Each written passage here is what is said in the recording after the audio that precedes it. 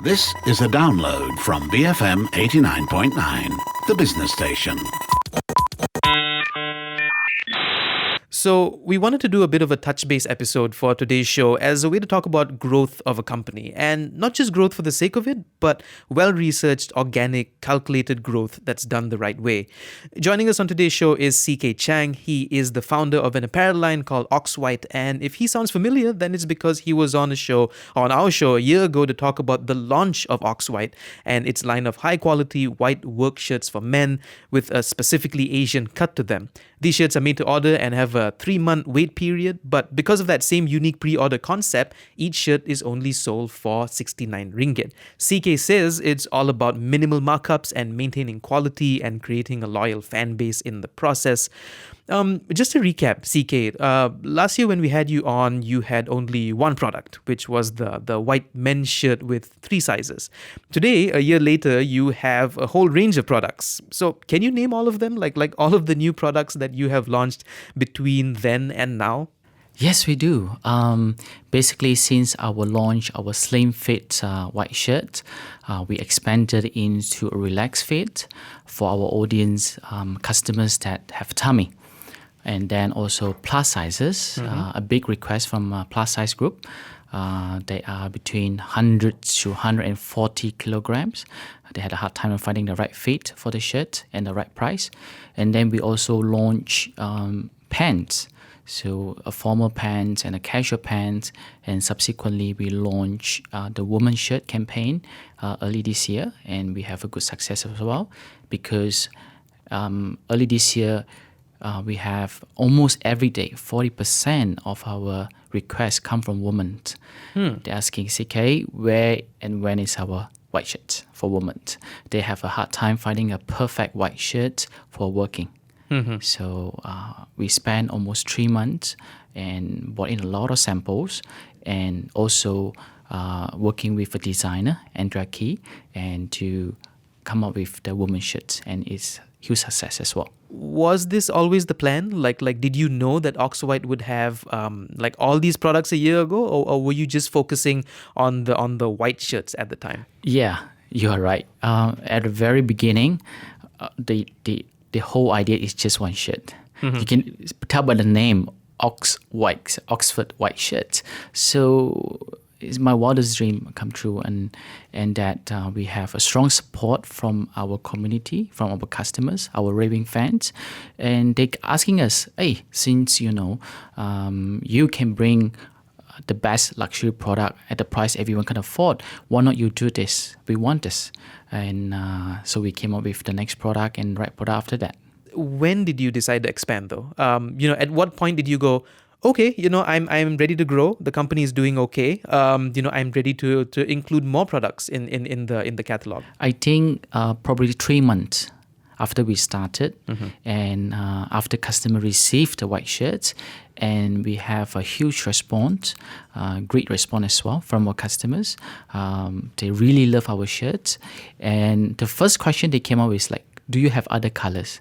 No, sometimes I like blue, I like black, you have other color selection. So really that something we look into, and we found out that, if we run a survey and we have 3,000 respondents between 3 days, and they tell us what colors they like, and then we went back to a factory and developed the color spec.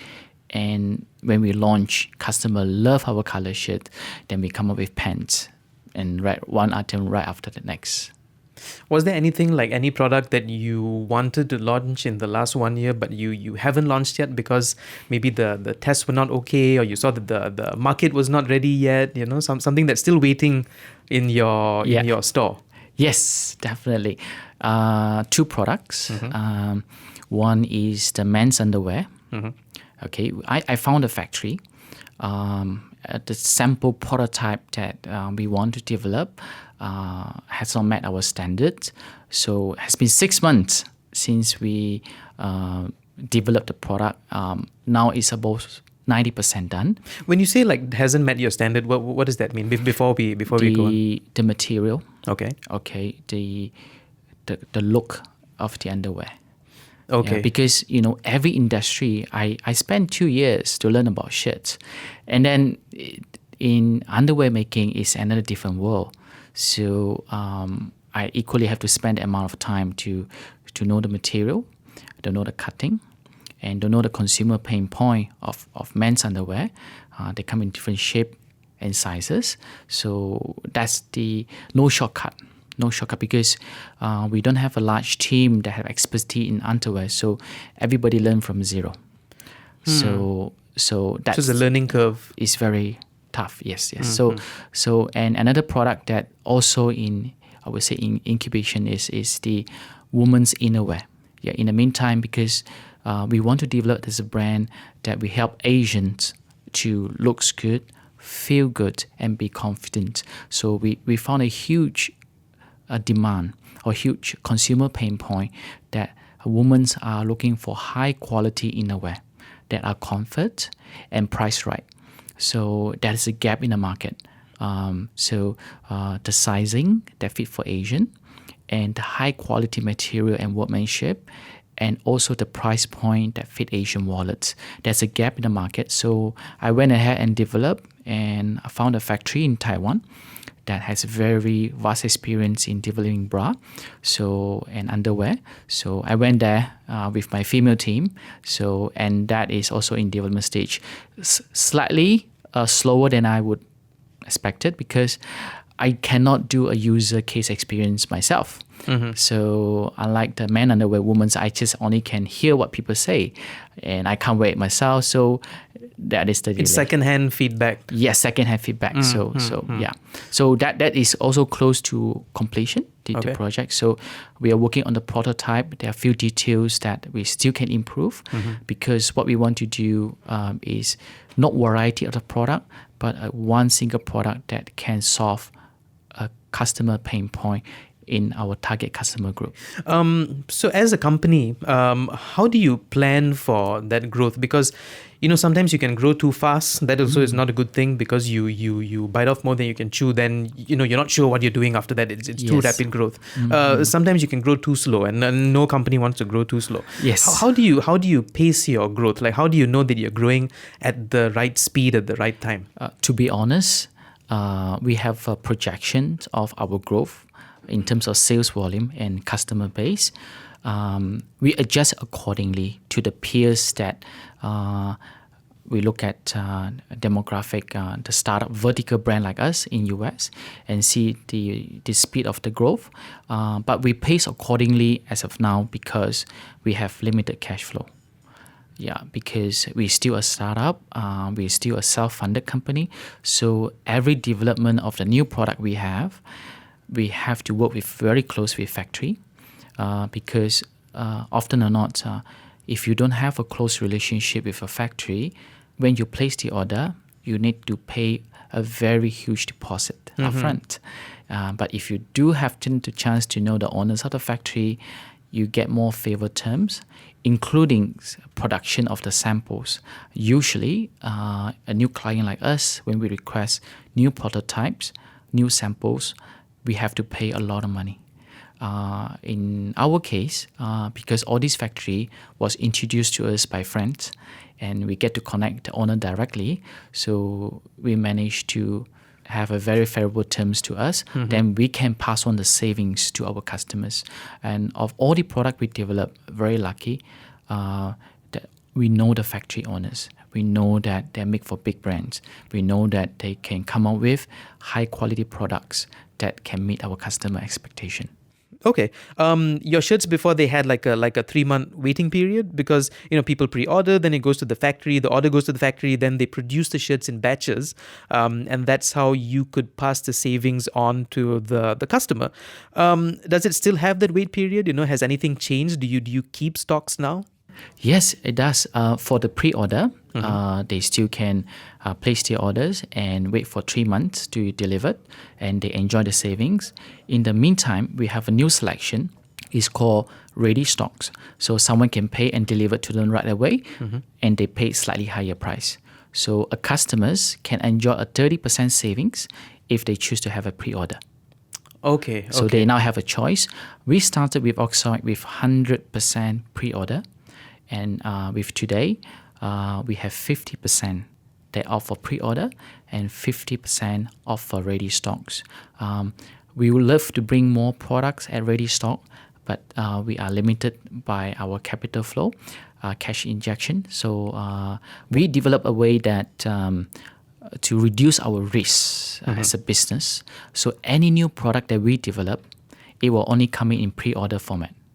So for example, we will develop the backpack. We don't know the demand. Although we have do a survey, we estimate know how to respond like, but we take precautious method. We don't overconfident, so we only bring it in pre-order by looking at the response from our customers. Then only we finance more inventory to be ready stocks in a later stage, but not upfront. We don't want to be too gung-ho because we are still small, and cash flow is something we have to be very careful. A lot of people give an advice, CK, watch out the cash flow because our margin is relatively small, and the whole idea of Oxwhite is to gain customer base and gain loyal fans that love our products and like what we do. And by doing that, we can come up with more product that they love, and we have their lifetime value. Okay, I'm hosting CK Chang, founder of Oxwhite, in the studio this morning, and he's here to talk about the growth of his company and the growth that it has experienced over the last year. And it's some pretty interesting, pretty impressive growth, not gonna lie. We'll be back right after these messages. BFM 89.9. Banish feudal mentality. BFM 89.9. The business station. And we're back on Open for Business. I'm Arvind Yuvaraj, and I'm joined by CK Chang, founder of Oxwhite, and he's here to talk about the growth of Oxwhite and how to grow the right way, basically. And sometimes it's good to pace yourself and know when to expand. Of all the new products that you've launched, which was the most challenging? I'll get to the women's work shirts a bit later on, but other than that, which had the most issues when you were trying to get it right? Like, which one had the most challenges before launching? Pants.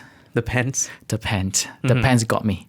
Yes, because we thought we can sell the shirts online. That traditional the behavior was of retailing is try it out, and we should get it for pants as well. We sell thousands of pants, but it wasn't the numbers we were expecting, and a lot of customers got it wrong. Mainly because every pants brand name has a different sizing spec for their pants. For instance, for jeans industry, even if you're 30. The actual size was 34, for example, inches. In their pants, they will put 32. So whoever bought them, they will feel good. Oh, actually, I'm losing some weight. That's for jeans. And for other pants as well, for formal pants or casual pants, every brand has different standard to it. Some are mid-waist, low-waist. So our customers have a really hard time of choose the right size. They worry they got the wrong size and the hassle of returning it to us. So to overcome that issue, recently we validate as a very small scale, try at home campaign. That means you just tell us roughly what size you are. We give you, if let's say you're size 32, we give you size 31 and 33 and 32, and we send it to your home. You try it out, you choose the one you like, the one you don't want, we come and pick it up from you, and we bill you accordingly. You go and pick it up from their house? Yes. How was the response for that? Like we have about 150 respondents so far. We tried it out. We tried at very small scale for our royal customers because they don't have to pay. Okay. It's all trust. We just validate if we have the opportunity for you to try it at home, the comfort at home, or your own time, which you're more willing to buy our pants. So far, our response was good. Instead of we spend more money in the ads, in the Facebook ads, why not we bring the experience to you? That kind of engagement is really, really for customer experience. Valuable. Valuable. Yeah. So we don't know it works or not. So we are trying 150 customers, and let's get some data. Then we see any improvement or any fraud rate, and then we will decide if we go forward at a larger scale. Okay. I want to actually ask you about Isitan. So you changed your approach a bit. So last year you were completely online, 100%. Yes. Everything was on the website.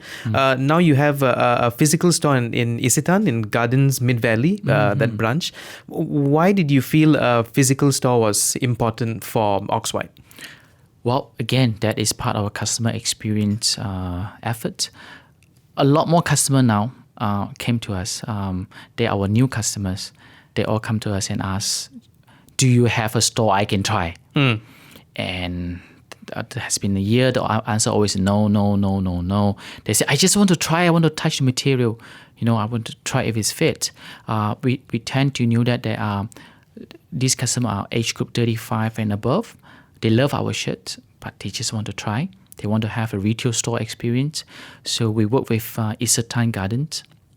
They give a very good space, a very good rate for us to try a pop-up store that we want to let our customers to experience if they like our products and how's the sales been. So it's been exactly a month since we started the pop-up store in Isitan. So very glad that we say that we just white shirts alone, we sold 6,000 white shirts. Wow! In the month since you opened. Yes, in the outlet, and just white shirts. And we close to almost 60,000 ringgit in sales, just for one particular outlet. And being said, Isitan in Gardens is one of the quiet department store compared other location they have compared like KLCC.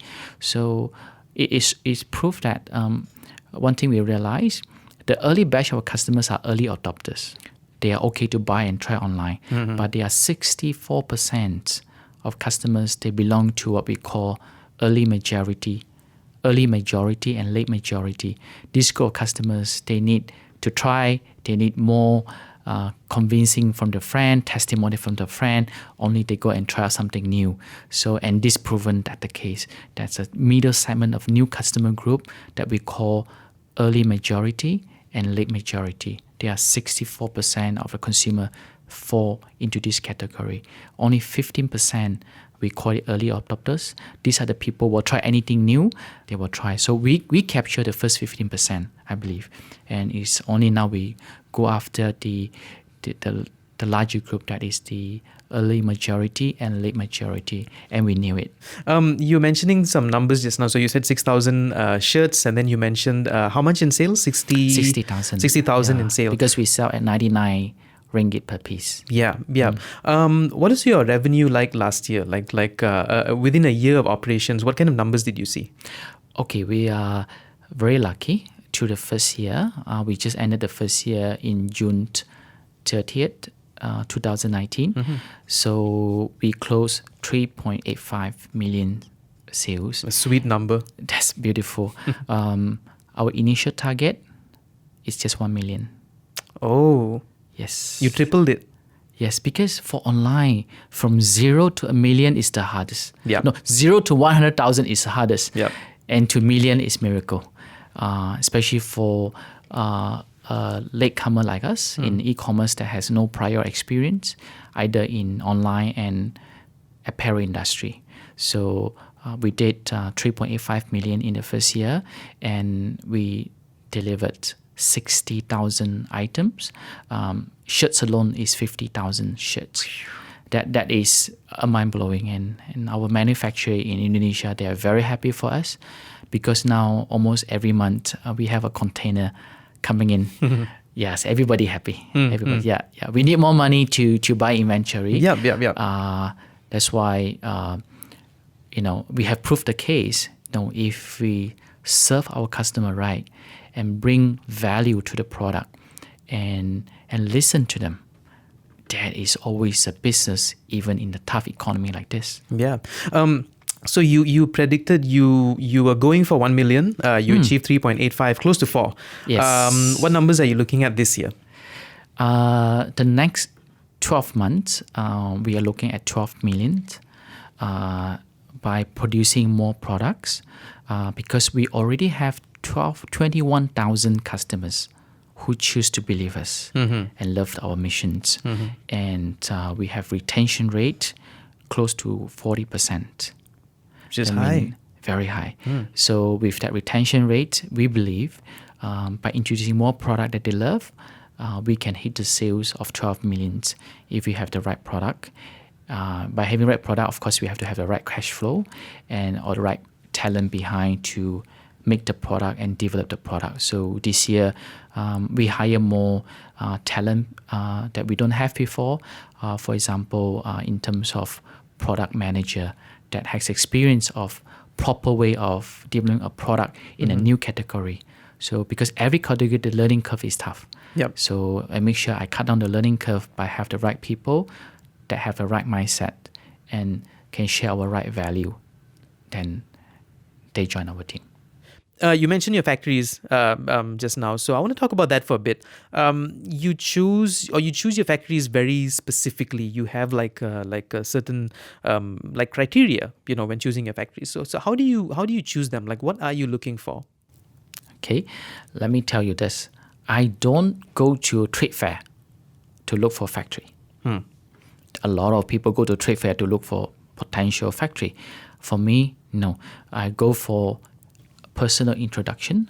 If I develop a specific product, I'm looking at who is the leader in the category and who makes for them.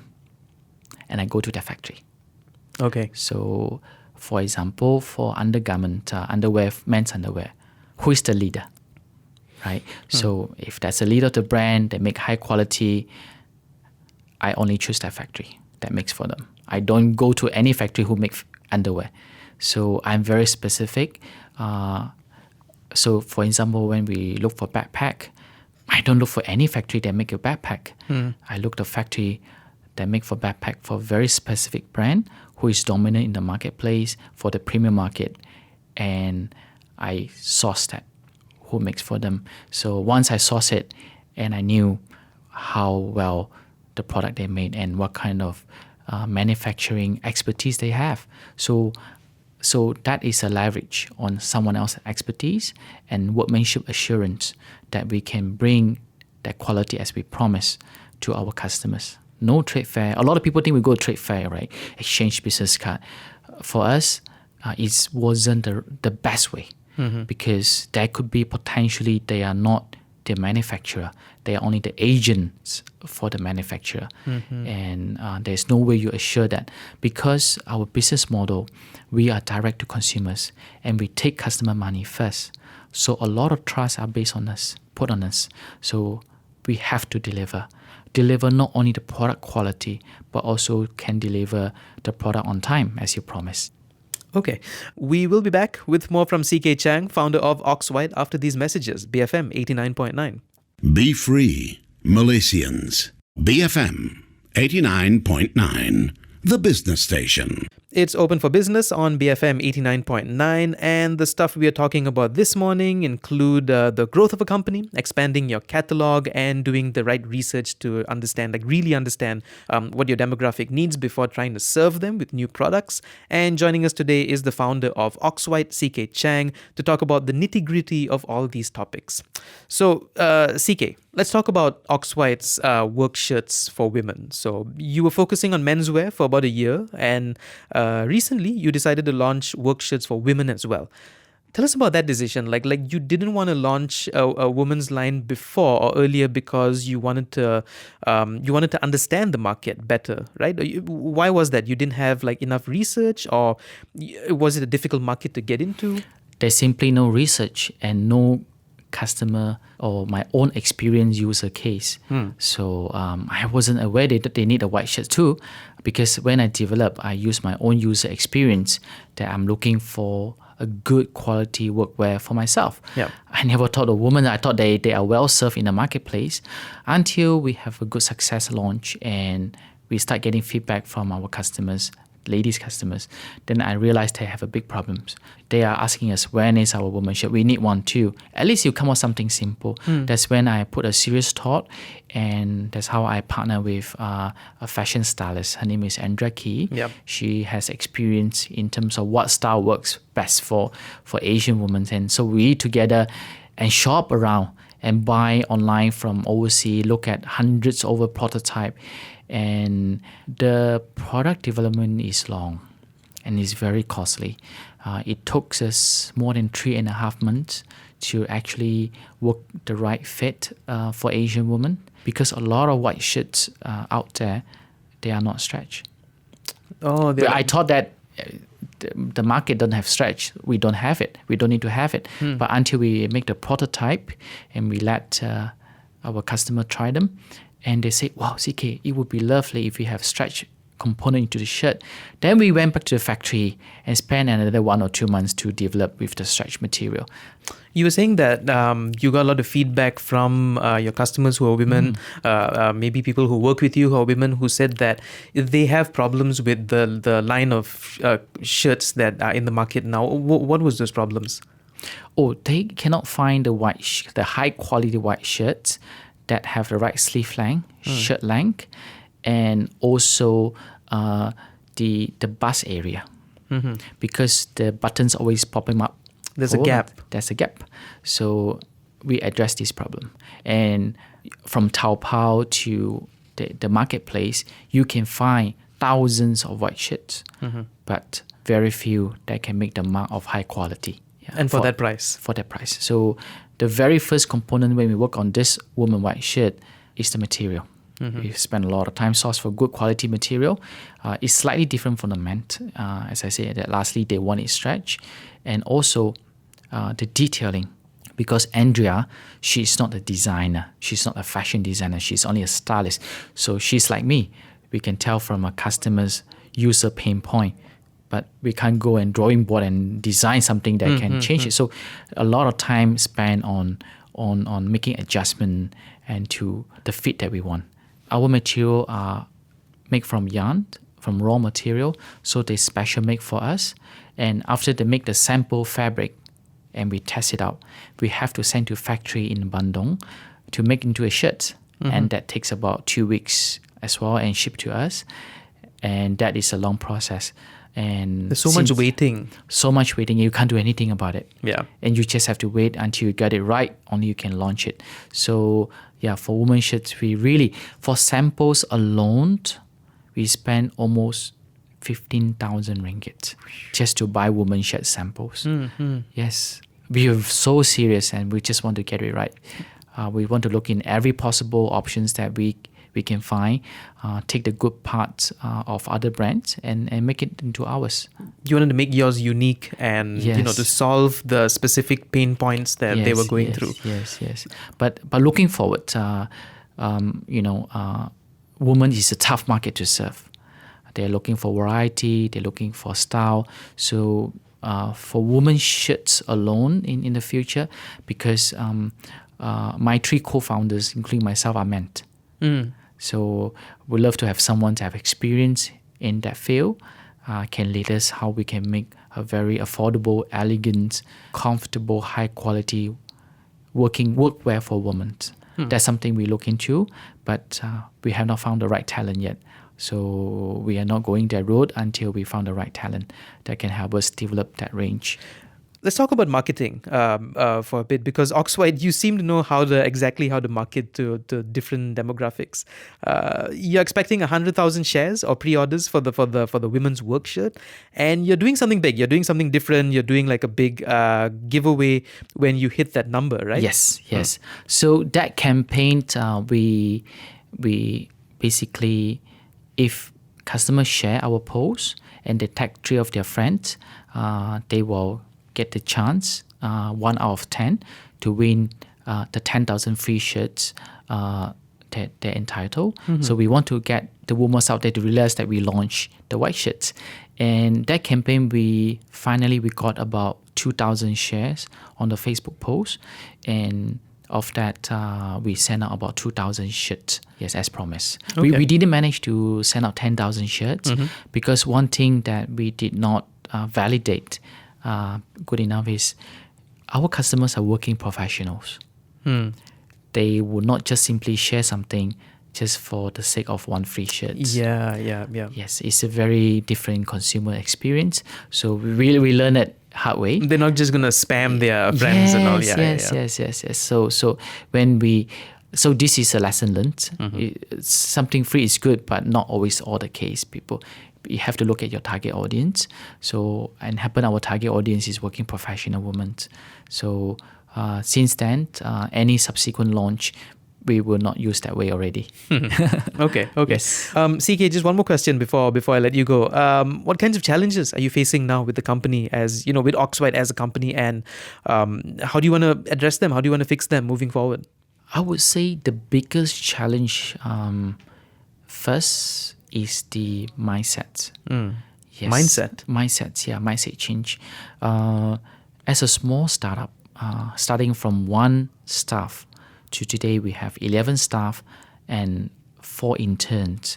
So how we can run in a speed of lightning and yet stay focused and yet have the teamwork, that is tough. Because each of us are multitasking. We are not multinational corporation that have a team of accountants, a team of procurement. We don't have. So each of us are multitasking. So and they are not from the industry. Most of our team members came in because they have passion and they love what we do. They don't have the necessary skill set for it. So I always want to instill the right mindset in them. You know, if you put your mind and your focus into what you want to do, you can achieve anything, as long as being resourceful. So that's we always tell them, look, we don't have this, but who can help us? Yep. Don't say we can't do it. We don't know how to do it. No, that's never the case. Being resourcefulness, so look for resources and who can help us with that. So have that instilled in my team is very important because each of them are pushed to the limit almost every day. And second is the cash flow because we're running tight on cash flow as our marginal business is low. So I'm very lucky. I have some friendly funding from my uncle and from friend of mine that give us a friendly loan to help us to realize to buy stocks from our suppliers and pay some of our bills because we want to make sure that we have the right business model and we have some key metrics data that we can show to people this business is legitimate and has a great potential for the market. Only then we go out and raise fund. Because as you know, for the past 2 years, I really use my own savings into funding into this business. So myself, I used to have a 5-figure salary, very comfortable life. And for the 1 year, I don't have income. But I go travel the world and survey, and that ate up my savings. And now I only pay 6,000 salary for myself. Just enough, not even enough. Maybe enough for my personal living. From day to day, my personal, not for my family, because I still have a house loan to pay. So that is a tough one. So, but I still want to believe that don't screw up people, right? Let's prove to people we are genuine. Although we don't know what we are doing in the beginning, but let's put a good show first. Then if we can put a good show people the numbers, and let customers rate us how good we are doing, then I think I feel very comfortable as a person and as a company and go out and raise fund and ask for money. So this year, we really plan to go out and find a potential strategic partner that believe in our vision and our missions to help Asians to look good, feel good, and be confident affordably. So these are the things that we want to find partners that believe in what we do and respect the company culture and how we can run independently. Zappos.com although bought by Amazon a few years back, they still run independently and they still have their own culture and they still can deliver happiness to their customers. So that company inspired me. So for us, we want investors or partners can follow our pace and trust us, keep trying, then we can prove the business model. Because what we do every day, we are still learning and trying, try and error until we find a perfect strategy, then only we scale it. Yeah, and I wish you good luck, and I'm looking forward to seeing, the products that you launch from here, and we can touch base, like from a year from now, just to see how Oxwhite has done. Looking forward to it. Right, I've been speaking with CK Chang, founder of Oxwhite. If you miss any parts of the show, it's all online on the BFM website or the BFM app, or you can stream it on Spotify. You can find us under the podcast section. Also, check out oxwhite.com if you're on the market for some like really sleek, like really smart looking shirts for work. This has been Arvind Yuvraj on Open for Business, BFM 89.9. Thank you for listening to this podcast. To find more great interviews, go to bfm.my or find us on iTunes. BFM 89.9, the business station.